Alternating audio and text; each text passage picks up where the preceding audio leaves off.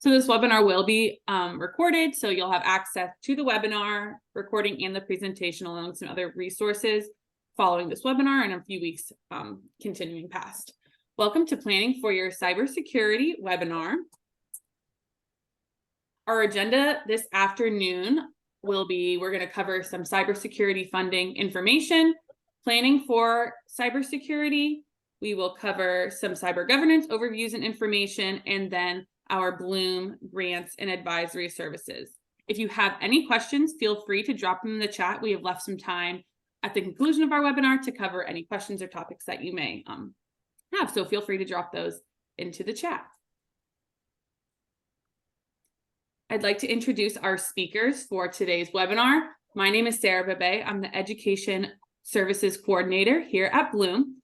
Our first speaker is Dr. Andrea Teodor, and our second speaker is Eureka Meziab.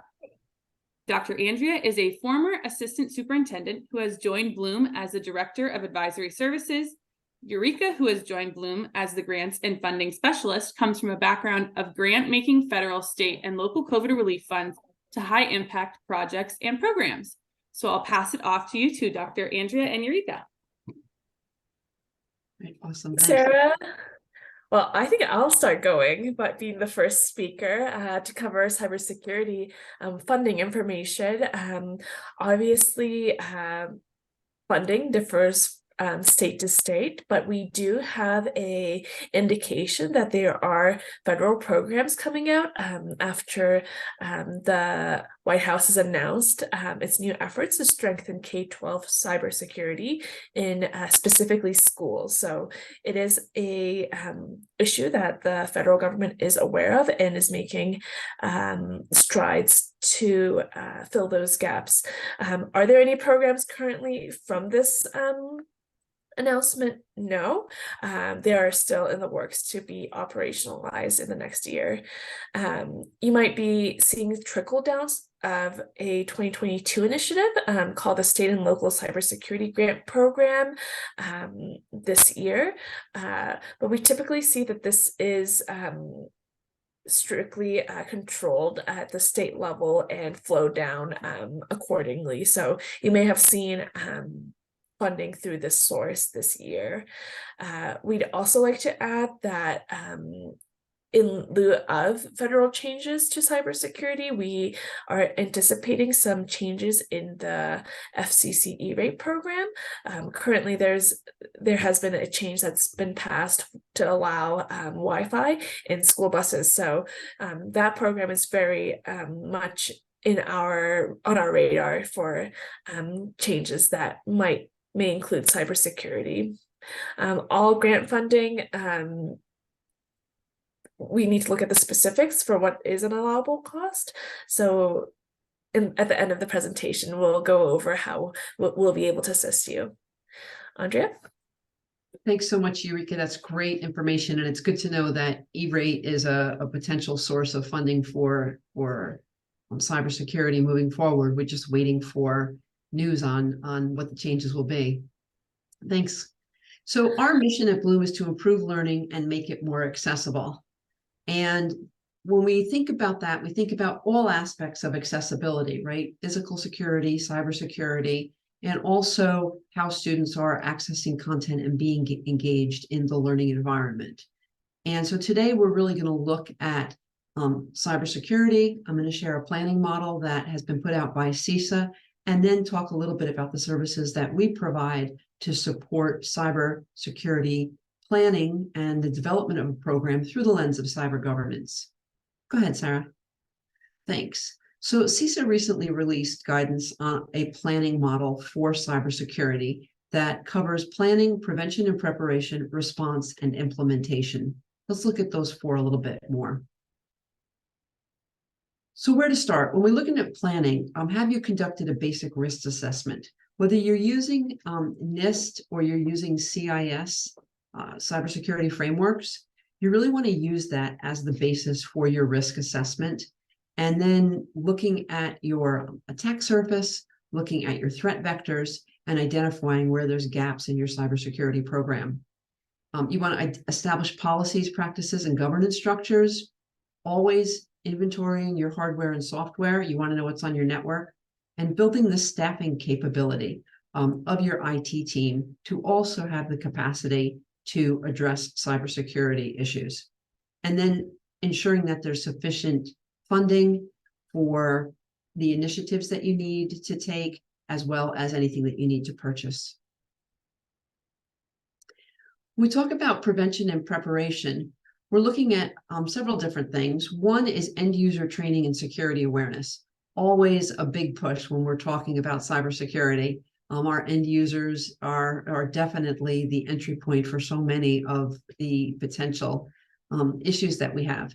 And so you want to run phishing campaigns, you want to do end user training and security awareness, building a business continuity plan. And in our schools, that really looks like not just a business continuity plan, but also an instructional continuity plan.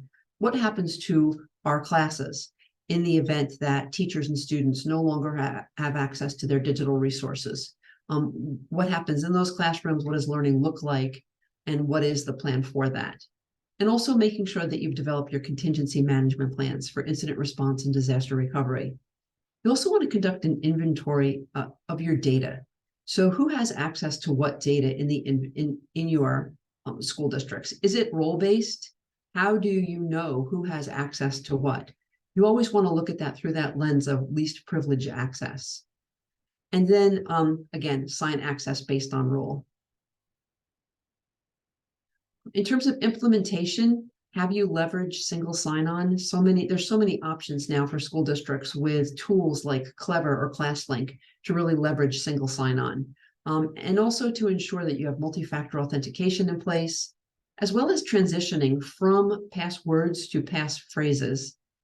Always updating your firewall rules. That's something that you should be looking at monthly, probably, because things can change.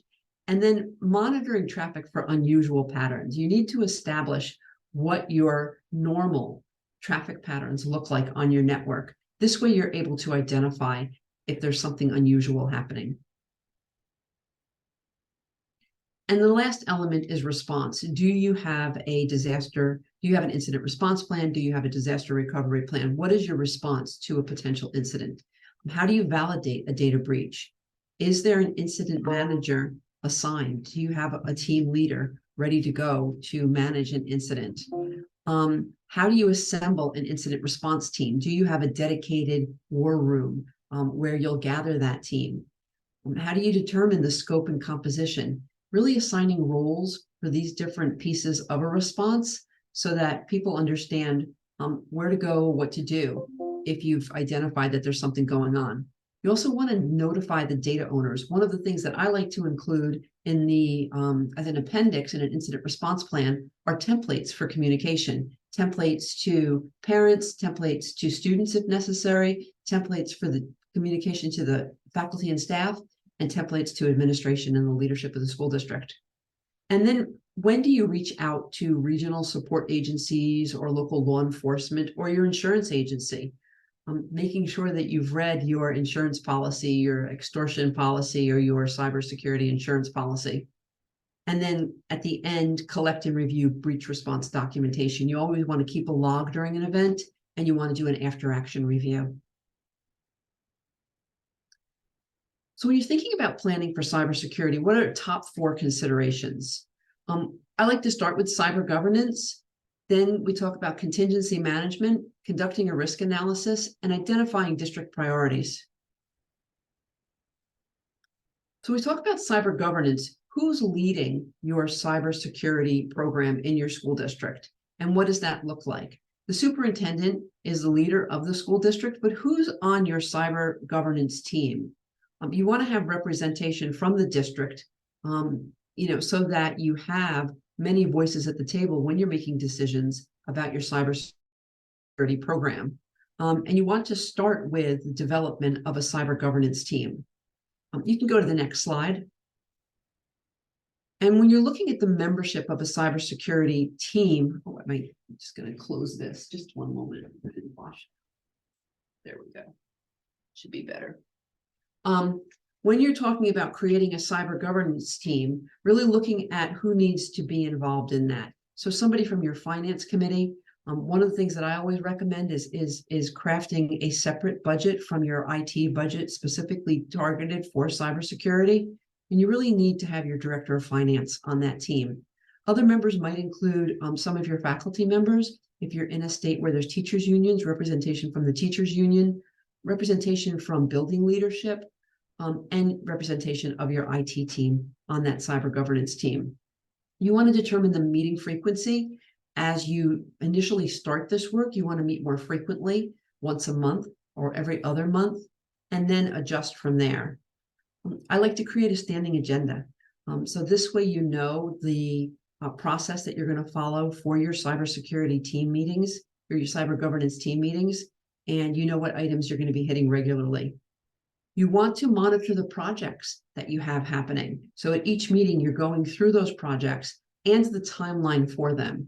In terms of a timeline, 1 to 3 years, and then forecasting out years 4 and 5 about sustaining and maintaining your program. So really going through those projects, are they on the timeline? Are they where they need to be, or do you need to reprioritize? And then what resources do you have? How will you finance the projects that you've identified in your timeline? Do you need additional IT support or other support in order to implement it? And do you need to purchase additional technologies? The goal of this cyber governance team is really big picture in terms of the entire district and the impact of the cybersecurity program across the district. The next piece is contingency management. And we talk about a cybersecurity contingency planning, and it's a bundle really of incident response, disaster recovery, and business continuity planning. Those are the 3 primary contingency management plans that you need to put in place. You also need to test those plans, right? So if you're doing incident response planning, you need to run tabletop drills against the plan and then amend it based on what you learn. In terms of disaster recovery planning, many people run tabletop exercises. I also like to do a rapid iteration scenario planning where we'll pose different scenarios and then identify what the steps would be in order to address a specific issue or incident on the network and how we would recover from that. And then from that, again, take what we learn in those conversations and amend the disaster recovery plan. In terms of business continuity plan, the first step in that process is to do a business impact analysis. What are those key departments that need to be operational in your district to keep things going on so that people get paid, so that the fields are ready to be used, so that the buildings are clean, so that the buses continue to run? Only you can answer that question. But what are those key departments, and what is their analog backup plan if they don't have access to their digital resources? Just like an instructional continuity plan, a business continuity keeps the district open and operational. You also need to do an instructional continuity plan, both at the same time. So we talk about risk analysis. The first thing you need to do is you need to identify your attack surface. And when we look at attack surface, I focus on technology risk, process risk, operational risk, and people risk. And that really defines your attack surface. And once you have that clearly defined, you can start to do a risk analysis. Can you go to the next slide? Thanks. So when we look at technology risk, how is your IT network and your devices managed, your network run? What's really happening on the IT side of your operations? And, in terms of a defense for your technology risks, have you set up a zero trust architecture? What types of controls do you have in place for access to the technologies, to the data? Have you segmented your network? What type of training do you provide for your IT staff? And do you regularly follow intelligence, information from a reliable source like MSISAC? When we look at process risk, have you automated as many processes as possible? The biggest gap here is often human error. So if you can eliminate human error and you can automate your processes, then you're less likely to have space for something to go wrong. So in terms of a defense, when we look at a process risk, have you automated as many processes as possible? Have you configured access based on roles and provided least privilege access based on those roles? Operational risk is really, I live in the Eastern time zone. Eureka lives in the Pacific Coast time zone, or the Mountain time zone now. So, we all live in different time zones. And so, but we're not immune to attack from a 24/7 perspective. So you have to have protection and processes and systems in place that really look at your network from a 24/7 perspective, and engaging your staff to be a part of that solution, right? Let them know what to look for, so that you're really creating that culture of privacy and the culture of security in your schools and districts. This is ongoing, and this is really about moving your cybersecurity posture, and using the NIST or the CIS framework is a great way to judge that. And then the last one is people risk, right? That's the biggest risk to our organizations, with phishing happening all the time. And how do we train our staff to be vigilant for phishing emails, and learning not to click on links, and not to be so trusting? And so you want to make sure that you're putting together phishing campaigns, running training regularly, updating your policies if necessary, and providing guardrails about who has access to what resources. And the final one are district priorities. Once you've have an asset inventory, once you understand who has access to what in terms of data in your different systems, once you've brought in your cybersecurity framework, whether it's NIST or CIS, using that as the basis to do a risk assessment, and then being able to establish the priorities for the district. Do you need to move forward with multi-factor authentication? Do you need to run a tabletop exercise to drill your incident response plan? Or do you have an incident response plan and a disaster recovery plan? Have you done a business impact analysis or instructional impact analysis? Those are all things that you want to think about. And then based on what you've learned by going through this process, really starting to prioritize what steps you first need to take to ensure that you have a strong cybersecurity program. So the service that we offer at Bluum is cyber governance support for a cybersecurity program. And we start by working with districts to create a cyber governance team and write a cyber governance plan, where we will identify key members of the cyber governance team and create a standing agenda and a timeline for meetings and key projects. The next thing we work on is an incident response plan and disaster recovery plan, where we'll also populate an asset inventory and identify a recovery sequence as a part of disaster recovery planning. We also engage in scenario-based planning to test the disaster recovery plan. We also run tabletop exercises against your incident response plan. So we'll actually meet with you to plan the incident response tabletop exercise, and then facilitate that exercise, host an after-action review, and then amend your plan based on lessons learned. And lastly, we have an option for a business impact analysis and a business continuity plan, where again, we'll provide a model for you to interview those key departments that you need in order to maintain the district open and operational. And from there, gather that data from those different departments and pull everything together in a business continuity plan. So that kind of is an overview of our service. But in addition to that, we have a courtesy grant service, and Eureka introduced some information about funding for cybersecurity, and she's going to talk a little bit more about our courtesy grant services.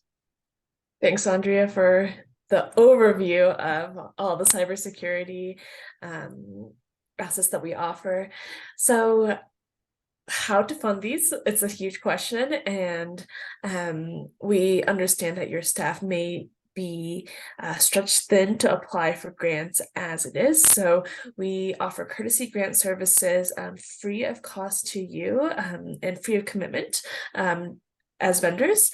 So our first line of support is technical support through email. So you can email us at any point about a project that you might have, and we will look for grants that might support that project. So that's more of funding search as well as learning about the technical aspects of each program. We also provide application review, where you send us a draft of your application in its narrative format. So we can make sure that it's aligned with how the reviewers of the grant will be looking at your application and check for clarity. Through all of this, we offer a 15-minute one-on-one support line where you can give us a call and we can talk over the phone or over video, how to best support you. And this comes free of cost to you. And I think that brings us to the end, right, Sarah? Yes, thank you very much, Andrea and Eureka. That was great. I don't see any questions quite yet in the chat. If you do have a question, feel free to pop it in there in the next couple of minutes, but we really wanted to take the time to thank you for attending this webinar. Like we said, this was recorded, so you will receive a copy of the recording and a copy of this presentation, along with some other resources and ways that you're able to contact us if you're interested in any of those services, and a couple of follow-up emails following the conclusion of this webinar. So if I don't, let me check it one more time. Nope, I don't see anything. So thank you all for joining, and we hope you have a great rest of your week. Thanks, everyone. Thanks. Bye. Thank you.